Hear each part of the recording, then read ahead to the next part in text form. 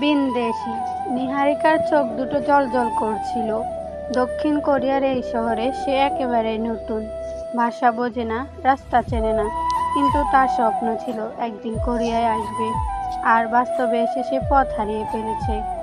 বৃষ্টি ঝরছিল টিপ টিপ করে। মাথার উপর ছাতা ধরে দাঁড়িয়ে থাকা ছেলেটিকে দেখে এক মুহূর্তের জন্য নিঃশ্বাস আটকে গেল।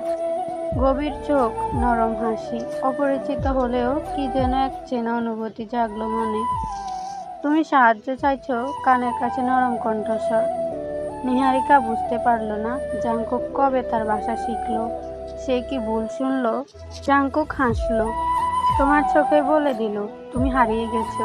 এসো তোমায় পৌঁছে দেই। বুকের ভেতর কেমন একটা অদ্ভুত অনুভূতি হচ্ছিল, যেন বহুদিনের চেনা কেউ পাশে এসে দাঁড়িয়েছে। তুমি কি সত্যি? হ্যাঁ, আমি জাংকুক। সে হাসলো। কিন্তু আজ আমি শুধু তোমার পথ প্রদর্শক।